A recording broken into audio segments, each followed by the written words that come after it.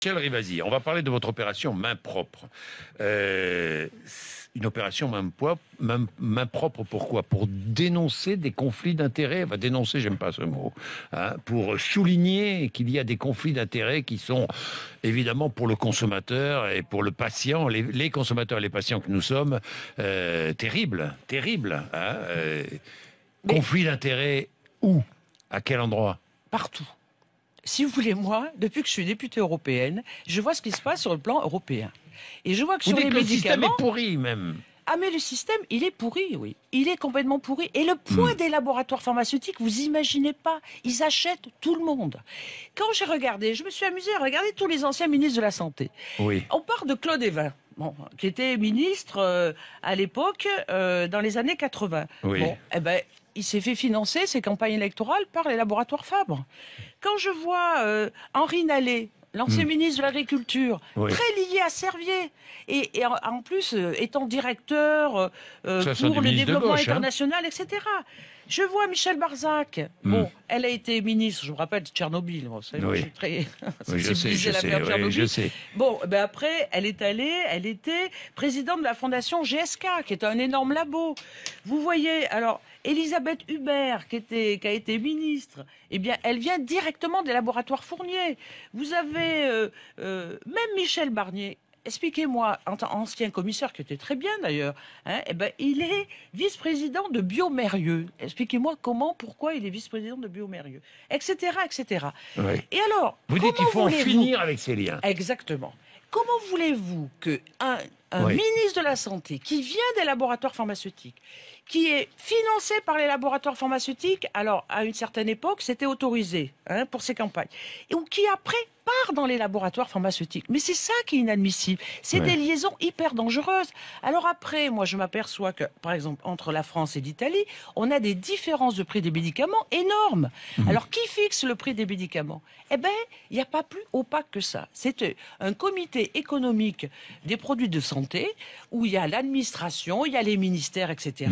Il y a les assurances, mais il n'y a absolument pas d'usagers, il n'y a absolument pas d'ouverture, et on ne sait pas sur quels critères, parce que c'est pas que la santé, c'est aussi l'économique. Alors, la France est le pays qui rembourse le mieux les médicaments en Europe. Tout à fait. Il faut le savoir. Les Français paient plus cher les génériques que partout ailleurs en Europe. Vous demandez un alignement sur les prix des médicaments pratiqués par nos voisins. Exactement. Et on a le cas, rappelez-vous, le sofosbuvir, le célèbre sur l'hépatite C. 45 000 € pour 12 semaines sur des patients. C'est un labo qui fait le forcing et qui fait des molécules hyper chères. Pourquoi il n'y a pas eu l'alliance des 5 pays? Pourquoi la France n'a pas demandé à la Belgique, à l'Allemagne, à l'Angleterre? Eh bien, essayons de nous réunir pour diminuer le prix de ce médicament. Où on avait un truc extraordinaire, c'était de dire, eh ben, on fait la licence obligatoire. C'est-à-dire que dans le cas de l'urgence, puisqu'on a plus de 25 000 personnes atteintes de l'hépatite C, eh bien, on va faire l'ouverture par rapport à ce brevet et on va demander à d'autres laboratoires. On a la possibilité de le faire, même par rapport à l'OMC. On ne le fait pas. Pourquoi ? Pourquoi? Parce qu'on a ce lien très direct avec les labos. Les labos payent tout. Ils payent la formation continue des médecins, ils payent une partie de la formation initiale. Ils ont les visiteurs médicaux qui disent aux médecins, mais voyez, ce nouveau médicament, il est tellement mieux que le reste, alors qu'on n'a pas du tout de pharmacovigilance derrière. Et il n'a pas, si vous voulez, une valeur ajoutée par rapport à des médicaments qui existent.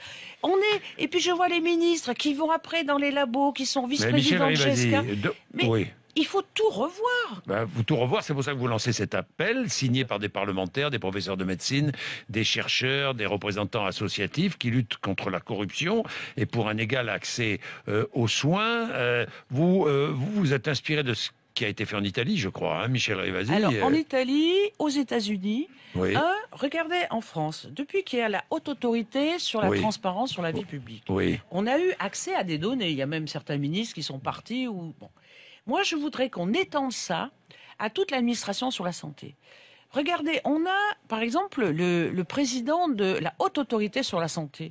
Eh bien, quand il a été auditionné par le Sénat et l'Assemblée nationale, il a dit, j'ai pas de conflit d'intérêt. Et puis après, quand même, il s'est dit, oulala, je vais être attaqué. Eh ben, si j'ai été payé plus de 200 000 € par plein de laboratoires.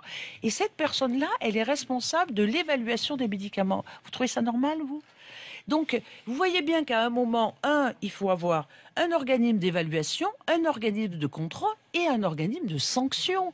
Il faut sanctionner ces gens-là. Un ministre de la Santé, les gens du cabinet d'un ministre de la Santé ne doivent pas venir dans le laboratoire.